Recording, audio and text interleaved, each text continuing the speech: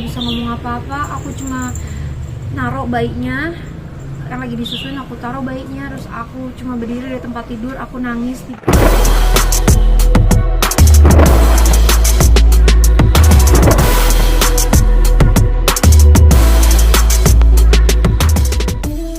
Aku cuma minta perlindungan dari Pak Kapolri, Pak Listio Sigit, supaya bisa melindungi aku, mengawal kasus ini agar cepat selesai gitu. Karena aku nggak tahu, kan ini juga diduga pasti maksudnya dia nggak sendiri lah. Iya, dugaan kita seperti itu. Jadi ya semoga aja bisa dikawal juga sama Pak Kapolri kita. Melihat mungkin tadi ada kan yang terupdate adalah intimidasi dari dia gitu, sampai dengan akhirnya adalah kata-kata tersebut. Sebenarnya sosok dari CSB ini seperti apa sih? Apakah dia memang atau pemarah Pak, mendendam atau seperti apa sih yang kalian kenal? Ya, kita nggak mau terlalu banyak ngomong tentang dia ya, karena apa yang kemarin kita berpikir bahwa dia orangnya tuh baik dan segala-segalanya, tahu-taunya Yang terjadi seperti ini. Jadi kita nggak mau terlalu bicara untuk buat dia lah. Jadi kalau mau nanya dia sosoknya kayak gimana, jujur aja nggak tahu, karena aslinya tuh yang kita tahu nggak begitu. Makanya kaget pas kemarin, dan ya so far sih ya selama kita benar ya kita nggak usah takut lah, kita tetap berjuang karena kita hanya minta keadilan aja, itu saja. Terus juga kemarin pas penangkapan mukanya kayak nggak bersalah banget tuh saat kita dibantu. Nah itu kalian udah bisa nilai sendiri kan. Jadi ya kita nggak mau terlalu banyak ngomong, tapi ya kalian juga bisa nilai sendiri lah dari ekspresi wajahnya dia kayak gimana. Mungkin apa yang dirasa sampai meneriakin pas dari itu Unek-unek gitu. Ya bayangin aja saat itu terjadi, saat kita dapat berita, istri saya Jessica saat itu sedang hamil dan lagi proses Salinan. iya baru melahirkan. Dia maksudnya itu momentum dimana kita harus bahagia, terutama dia loh, kan dia selama 9 bulan menggendong baby doll, lalu melahirkan, bayinya sehat, baby dollnya sehat, prosesnya lancar, tiba-tiba kena musibah kayak gini. Ya saya sebagai suami ya jujur aja sakit hati saat itu, dan lihat istri saya kayak gitu, ya suami yang mana sih yang nggak geram, ya kan? Nah kemarin pas ketemu dia itu ya namanya juga manusia lagi emosian, saya juga ya cuma mau keluarin doang yang isi hati saya, tapi saya nggak kata-katain dia, aku nggak ancem-ancem dia kan. Kalian hanya bertanya saja kemarin, selama ini kamu kemana aja, kamu tuh ya kok bisa loh saat itu istri saya hamil loh. Tapi ini aneh dan lucu banget sih. Kalau misalkan dia ngerasa terintimidasi gitu, apa rasanya jadi aku, apa rasanya jadi keluarga aku yang kamu bawa uangnya gitu, apa rasanya aku kerja setelah dari umur 16 tahun pagi sampai pagi lagi, cuma aku tanya kenapa kamu bawa uang saya, kamu ngerasa terintimidasi, apa kabar saya yang kamu bawa uangnya gitu, betapa sakitnya hati saya gitu. Kalau masalah kayak begini dibilang intimidasi tuh kamu jadi lucu, jadi kayak aneh gitu. Harusnya yang ngerasa sakit hati, sakit mental, yang rugi itu saya gitu. Jadi aku juga bingung sih, menanggapinya jadi kayak lucu ya. Terlapor merasa jadi korban. Sebelumnya sempat merasa putus asa nggak sih setelah Sempat, dia jujur aja sempat. Soalnya ya dia mangkir 18 bulan loh. 18 bulan itu udah cukup lama, sangat lama itu. Sampai kita juga bingung kok bisa sih tersangka ini nggak pernah datang ke panggilan polisi. Orang pejabat aja kalau dipanggil polisi hadir, kok ini bisa nggak hadir?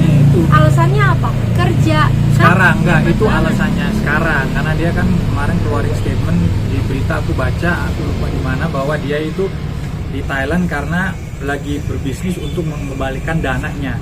Sekarang gini aja secara logika, selama 18 bulan kamu mangkir, kenapa kamu nggak mau berkomunikasi, ngomong baik-baik, sabar ya, aku lagi berusaha, aku lagi bisnis di sini, aku lagi berusaha untuk mengembalikan dananya. Selama ini dia diem, terus tiba-tiba karena dianya ketangkep, terus dibawa pulang, oh enggak, aku di Thailand karena aku lagi berbisnis. Ya tolong lah, maksudnya kalian bisa menilai sendiri lah, ya kan? Maksudnya logikanya mana? Pas lagi ketangkep aja baru dia keluarin statement, ya come on man. Tapi ya kita nggak mau terlalu banyak ngomong lah. terserah dia nanti BAP-nya gimana, toh yang berlaku pada akhirnya adalah bukti, ya kan. Jadi kita boleh punya opini, dia juga pun boleh punya opini, tapi yang akan berlaku adalah bukti, itu aja. Tapi Fakta-fakta. bisa dibilang mungkin karena dia di luar negeri itu adalah salah satu sindikat internasional. Kalian pernah mengira seperti itu nggak sih Kak? Ya Apa? dugaan Sindikat aja. internasional. Dugaan, kita ada dugaan sih, cuma ya kita nggak mau terlalu fokus ke sana lah. Kita benar-benar pure mau keadilan aja, itu saja. Kita nggak mau more or less, nggak usah, just pure keadilan, seadil-adilnya, itu aja sebenarnya. Tapi kalau diceritain sedikit terkait kayak sampai akhirnya ketemu gitu di Thailand dari pihak kepolisian, itu informasinya dari Kak Jessica atau dari pihak Oh bukan, itu kita pun juga, itu pun aku dikirimin sama kawan wartawan, ada link kuasa hukum dia mengeluarin press conference, dan dia di situ menyatakan bahwa kliennya telah ditangkap di satu negara, tapi dia belum sebut negara mana. Pas itu beberapa hari kemudian, H-1 deh kalau nggak salah ya, baru dikabarin sama pengacara kita bahwa dia itu posisinya berada di Thailand dan akan ada penjemputan sananya besoknya. Lalu kita diundang juga sama aparat kepolisian untuk hadir. Dari situlah kemarin juga dia keluarin statement, kenapa kita yang undang diri, kita undang wartawan. No, kita yang diundang, ya kan. Kita pun juga nggak tahu, kita taunya justru dari social media, lalu dari kuasa hukumnya kami, karena kami cross check. Aku kirim linknya, aku forward, wah ini bener nggak sih, karena dari aparat kepolisian sih kita belum dapat kabar. Pas beberapa hari kemudian, kuasa hukum saya baru berkomunikasi sama aparat kepolisian, katanya baru dikonfirmasi bahwa ya ini benar, dan ini kita lagi siap-siap untuk jemput dia. Gimana perasaan kalian berdua saat mengetahui akan ditangkap? Saat itu ada Sudah titik ditangkap. Iya. agak lega, karena saya mau masalah ini cepet selesai ya, jujur aja. Dan kalau dia mangkir itu kan ngegantung kasus ini. Nah sekarang dianya udah ketangkep, dia udah dibalikin ke Indonesia, sekarang dia nggak bisa mangkir lagi nih, karena dia kan udah tersangka statusnya, terus DPO, red notice, otomatis sudah harus wajib dia menjalani proses BAP. Jadi sekarang udah titik terangnya di mana kita sekarang bisa dengar nih dari versinya dia nih, sisinya dia nih, apa nih yang dia maksud nih, rumusan apa yang dia pakai nih, kan yang pasti kan beda sama yang kita, maksudnya bukti-bukti yang kita serahkan. Jadi kita ya balik lagi, ada titik terangnya biar ada next stepnya di kasus ini. Cuman kita masih nunggu untuk panggilan dari aparat kepolisian untuk prosedur selanjutnya. Overall Kak, mungkin dari dampak dari kasus ini mungkin bagi kalian sendiri seperti apa sih? Apakah Waduh. menjadi trust issue atau apa dampak Banyak dari Awal-awal sih lebih kita rasain tuh di awal-awal kan, saat kita tahu musibah ini tuh yang pasti itu berat banget buat aku, karena aku prosesnya baru aja melahirkan, aku masih ada di rumah sakit, aku nggak bisa ngomong apa-apa, aku cuma naruh bayinya kan lagi disusuin, aku taruh bayinya, terus aku cuma berdiri di tempat tidur, aku nangis di belakang tempat tidur, itu doang yang aku rasa berat banget, karena aku pertama aku nggak tahu harus gimana, kedua aku nggak tahu gimana kasih tahu keluarga, kasih tahu ke suami, kasih tahu ke semuanya tuh aku gimana, aku nggak tahu, karena itu benar-benar musibah yang aku nggak Iya. pernah kira dan nggak pernah sangka. Setelah itu pun juga keadaannya tetap nggak enak kan, karena setelah kasih tahu Vincent tetap nenangin aku, cuma kan namanya sensitif, jadi stres, jadi suka marah-marah, akhirnya jadi sakit akhirnya ASI nggak keluar, jadi nggak bisa susuin bayi Don. Jadi di situ juga tambah parah lagi karena ngerasa tidak berguna sebagai seorang ibu karena nggak bisa nyusuin bayi kan. Di situ tambah stres, nutupin dari orang tua juga kan. dari dari anak. L kan saat itu kan Tapi belum ternyata gede. bokap tahu dari tetangga tukang sate, terus bokap stres juga, sedih, jatuh akhirnya di kamar mandi, kena kepalanya, masuk rumah sakit. Terus itu juga berat banget, jadi itu momennya ngerasa mentalnya tuh jatuh banget, jadi kayak nggak percaya sama orang, ngerasa diri nggak berguna, ngerasa diri salah, ngerasa diri kok bisa ya aku dihianatin, kok bisa ya ini terjadi sama aku, salah aku tuh apa.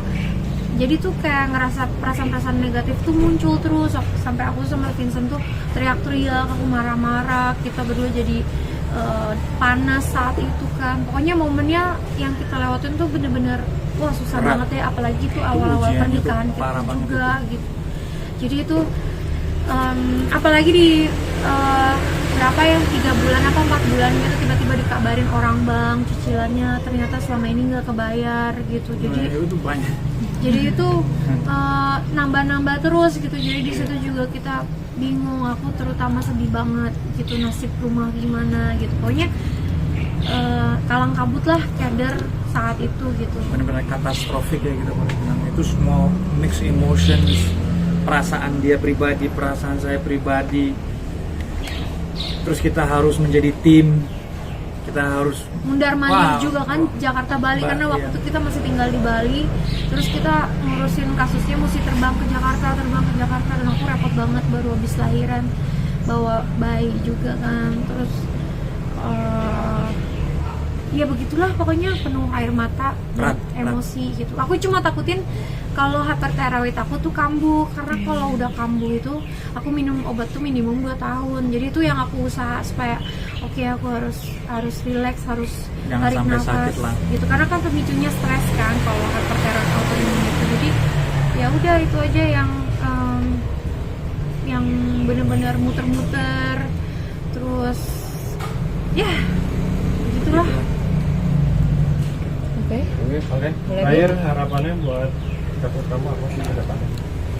Harapannya yang pasti semoga tersangka CSB bisa bertanggung jawab, bisa berkata jujur dan mengakui kesalahannya dan memperbaiki kesalahannya, bertanggung jawab agar ini bisa cepat selesai.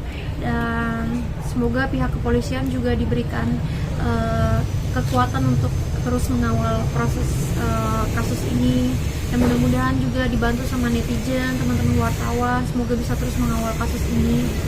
Semoga kita semua bisa melihat keadilan dan hukum di Indonesia bisa berdiri tegak. Ya udah, semoga semuanya sehat-sehat. Sedikit penegasan aja, berarti ada harapan lain bisa ada penegasan supaya untuk yang hilang ini bisa kembali lagi.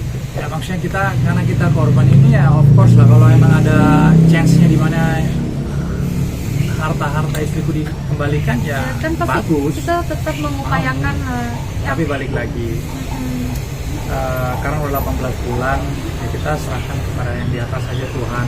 Kalau emang selama ini kita selalu berdoa, kita selalu bilang ya Tuhan, kalau memang musibah ini adalah jalan yang harus kita lalui, kita ikhlas, kita terima perjalanan ini, prosesnya segala macam.